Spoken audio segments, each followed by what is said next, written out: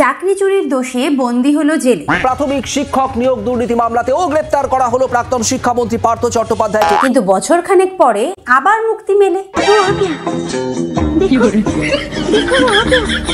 পার্থ চট্টোপাধ্যায় 3 বছর 3 মাস পরে অবশেষে তিনি বাড়ি ফিরছেন। ছাড়া পেয়ে বুক ফুলিয়ে ফিরল নিজের নীড়ে। সম্মান দিতে রাস্তা নাকি যান সেই চোরের অনুগামীদের ভিড়ে। সকাল থেকেই আজকে ভিড় দেখা যায়, এখানে উপচে পড়া ভিড় পার্থ চট্টোপাধ্যায়ের অনুগামীদের। জেলে গেল, টাকা পাওয়া গেল, এসব বললেই বাড়বে তার বুকের ব্যথা। আজকে আমার মন ভালো নেই।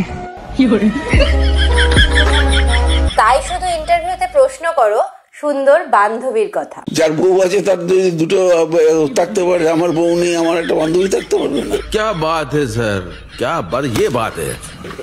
কেমন আছো বন্ধুগণ? আমি পায়ের আড্ডা উইথ পায়েরে তোমাদের সকলকে স্বাগতম। রিসেন্টলি পার্থ চ্যাটার্জি জেল থেকে ছাড়া পেয়েছে, কিন্তু সোশ্যাল মিডিয়াতে তাকে ঘিরে এমন সব ভিডিও নজরে পড়ছে মনে হচ্ছে কোনো দোষী নয়, যেন কোনো সংগ্রামী জেল থেকে ছাড়া পেয়েছে। কি বলবেন? অত্যন্ত আজকে আনন্দের দিন। আমাদের বিধায়ক জেলা পশ্চিমের মাননীয় বিধায়ক জেলা নবপ্রকার পার্থ চট্টোপাধ্যায় আজকে বাড়িতে, তার জন্য ওনাকে রিসিভ করার জন্য আমরা এসেছি।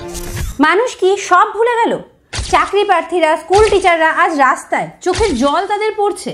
তারা ভাবছে কিভাবে আগামী দিনগুলো তারা কাটাবে, আর অন্যদিকে কিছু মানুষ পার্থবাবুর পায়ে পড়ে বলছে যুদ্ধ করে গেছে, আর তুমি ছিলে, আজ তুমি থাকবে, আমরা শেষ পর্যন্ত। সত্যিই দেখছি এখন চিটিং বা চোরেদেরই জয়, আর সৎ মানুষ বাঁচবে তাদের মনে নিয়ে ভয়। আমার আজকের ভিডিওটা আমি এখানেই শেষ করছি। ভিডিওটা কেমন লাগলো কমেন্ট করে অবশ্যই জানাবেন। ভিডিও সম্পর্কে কোনো মতামত থাকলে সেটাও কমেন্ট বক্সে লিখে জানাবেন। চ্যানেলটিকে যদি সাবস্ক্রাইব না করে থাকেন তো সাবস্ক্রাইব বাটনটা ক্লিক করে পাশে থাকা বেল আইকনটাকে ক্লিক করে অল করে রাখবেন, তাহলে আমার চ্যানেলে আপলোড করা সব নতুন ভিডিও নোটিফিকেশন সবার আগে আপনারা পেয়ে যাবেন।